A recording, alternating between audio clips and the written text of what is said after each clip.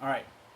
Hello, POLSCI004. We're going to look at the other set of notes you needed to go over economic liberalism.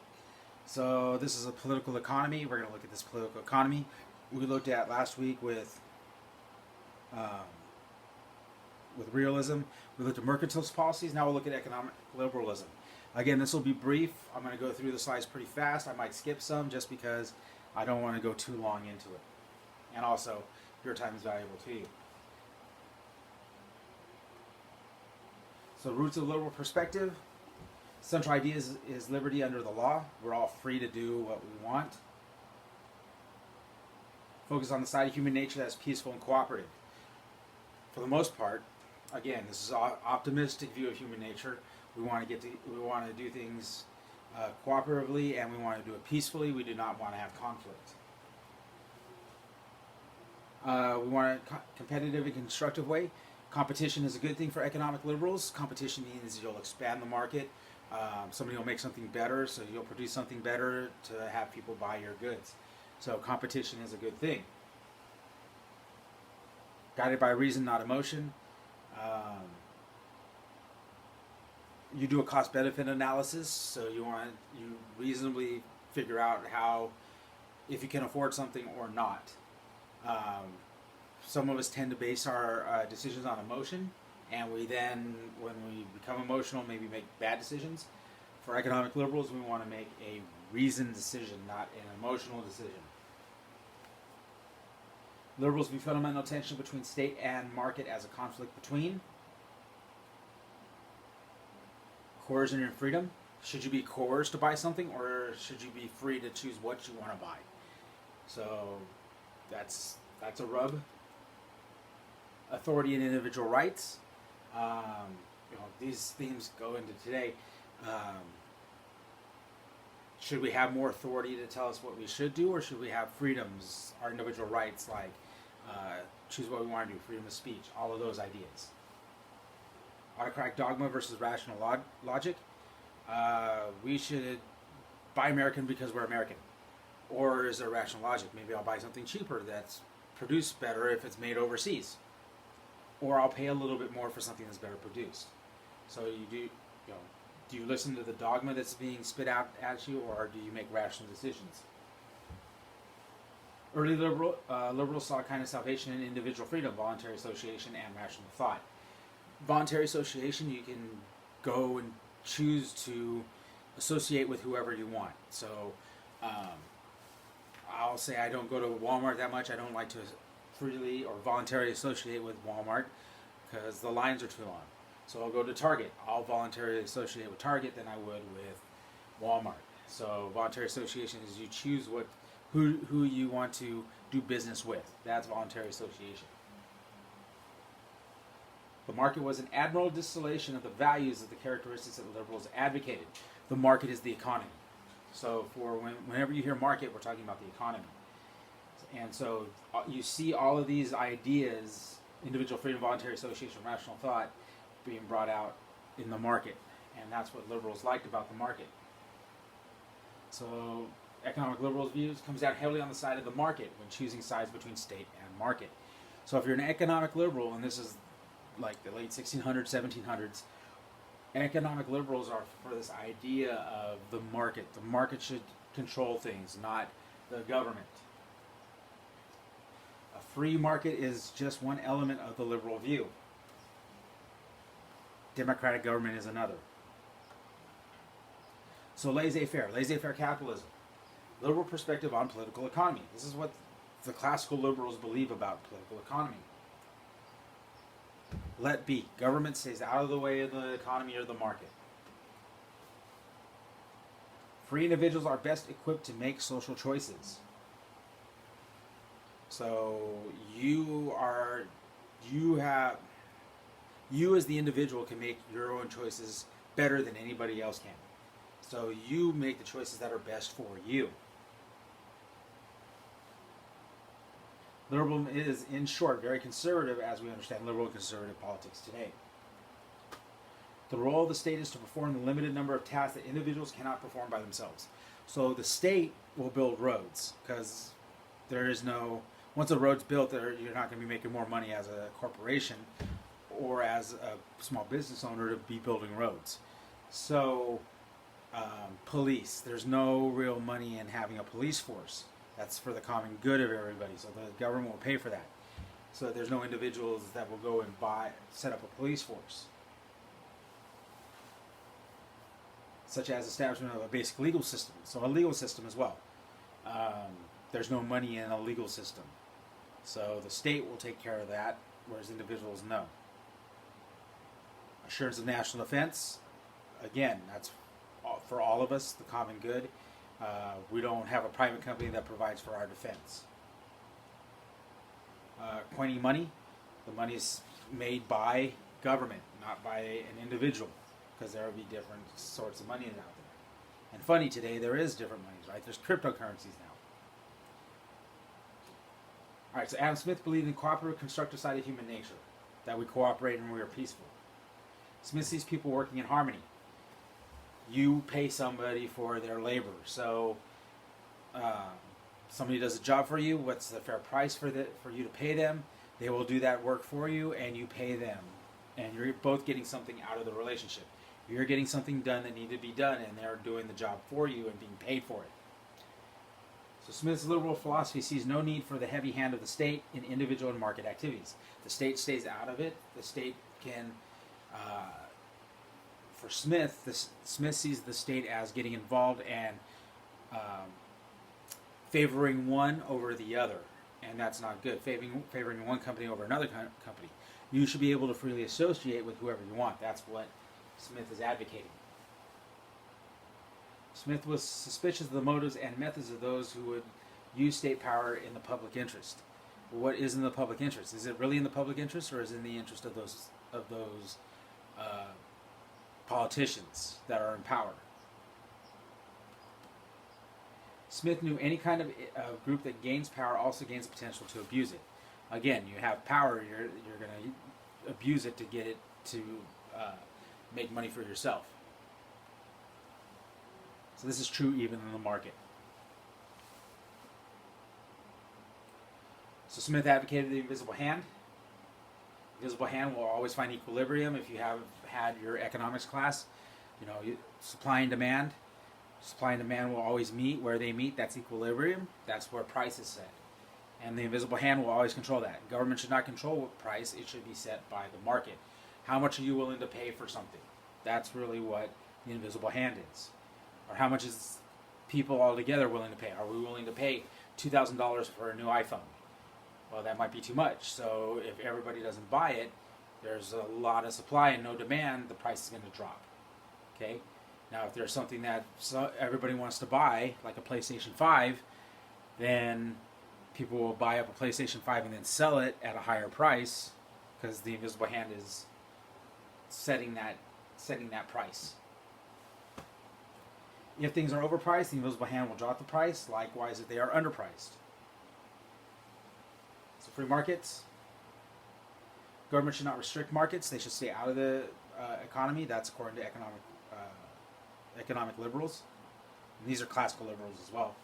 Competition will result in the nation state growing. The more competition you have, the better the products you're going to have. The reason that Apple makes so much gains is because Android makes gains. Because Apple makes gains, Android makes better gains. And then we start getting better products. Free commerce makes nations efficient. Efficiency is a quality that liberals value almost as highly as freedom. If you become efficient, then you can dominate the market. Henry Ford becomes efficient. He builds the assembly line. The assembly line makes it efficient. Now you can pump out a lot of cars efficiently. The market will raise that up, and that's why Ford is a world multinational corporation today. Individual success is admirably connected with universal good. You want people to succeed. The more people that succeed, the better it is for everybody else because we all come up. So the more that you succeed, if an economics liberal says you succeed, you get through school and you become successful, that's good because your success is connected to everybody getting better. Because now you can provide in the market things that people will want, and you get paid for it, and they benefit from it, your expertise. No conflict among people or nations is envisioned here, because it's cooperation. You get to do what you want. Free international market stimulates industry, encourages innovation, and creates general benefit by raising production. Again, it becomes more efficient because there's more competition in the marketplace. You open up to other countries and they come up with other good stuff, then the market is flushed with goods that people have choice on to buy stuff. It also helps, hopefully help control price, because you're able to choose, hey, that device isn't as expensive and it's just as good, so I'm going to go with that device. And then that's going to force the more expensive device to drop price. So hands off the markets. Smith was advocate, definitely, of hands off the market. All right, Keynes is another economist. He comes up with the idea of Keynesian economics. Combines state and market influence in a way that relies on the invisible hand on a narrower range of issues to see a larger but still limited sphere of constructive state action. So you see, what Keynes does is he doesn't do full market, pure market capitalism. He combines some capitalism and some elements of the state, helping control the economy. So he's kind of in the middle, like a spectrum. On the right you have Adam Smith, free markets. In the middle you have John Maynard Keynes, some free market principles and some state principles, getting involved in the economy. His political economy was influenced by three major events. We got World War I, the problems with mercantilism, nationalism, greed, and vengeance. That's a result of World War I. Clearly, the state could go far in national interest. So, this is mercantilist policies trying to take colonies. World War I, not so good. Not unfettered capitalism is not a good thing because of that. He didn't like Marxism and Leninism. So I talked about that spectrum. Adam Smith is on the right. You have Keynes in the middle. While Karl Marx is way on the left. That's total state control over all the economy. So he was wary of this Marxism and Leninism.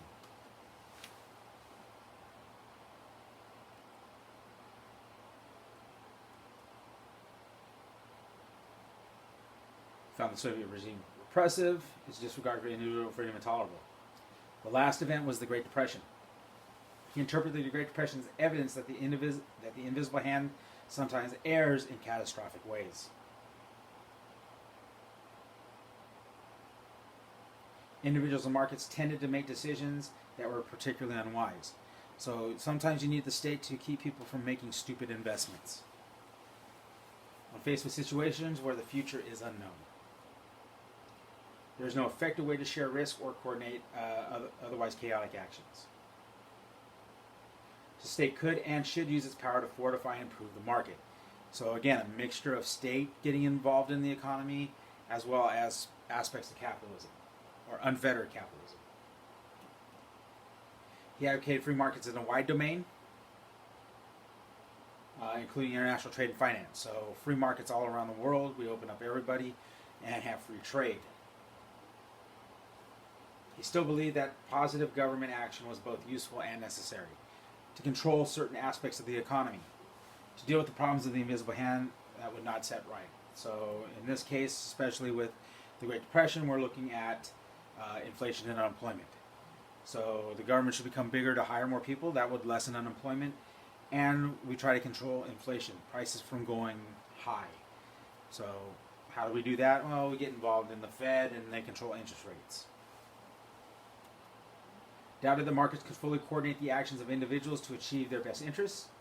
Keynes developed a new liberal theory that remained liberal on the international front. He recognized the need for firm state action internally, within the state. There should be state intervention. Again, during the Great Depression, Keynes was an economist for President Roosevelt and advocated for more government involvement in the economy, hiring people, giving them jobs to get paid, to get by. So overcome the obstacles of risk, uncertainty, and ignorance. So Keynesian compromise comes after World War II, also known as the Bretton Woods system. Free trade around the world. The system envisioned a liberal international system, so free trade around the world. So open markets, free trade. Of course, after the end of World War II, the United States is the most powerful country in the world. It has comparative advantage against other countries because all the other countries around the world were blown up. So the U.S. was able to sell all its goods around the world, and we benefit from it. Individual nations would not be able to undertake the sorts of domestic policies that Keynes advocated for. So you moderate inflation, control unemployment, encourage economic growth, especially in those war-torn countries. You help build them up with like the Marshall Plan. The state had a fairly important macroeconomic role within each nation, but free markets were intended to dominate relations between nations. Britain was seen as a compromise between strong markets and strong state. Liberal view of hegemony. Hegemony, one nation rises up and dominates the world economy. So the Dutch were the hegemons in the 17th century. The British hegemony was from the 18th and 19th century up until about World War II. And then the United States was the hegemon in post-World War. So these are examples of the world's most powerful countries rising up in a liberal perspective. Hegemonic stability. When a hegemon arises, the world economy tends to grow and prosper. The benefits of free trade. Now we have free trade around the world. All economies grow, become more powerful. There's peace and security around the world. And there's sound money to be out there. It's not going to, the bottom's not going to fall out of it. And it stimulates markets everywhere. Because the hegemon goes into other countries and stimulates that market and to extract wealth, of course, and then becomes more powerful. When hegemon fails, public goods disappear, the world economy stagnates and declines. So the world economy is stagnating and declining.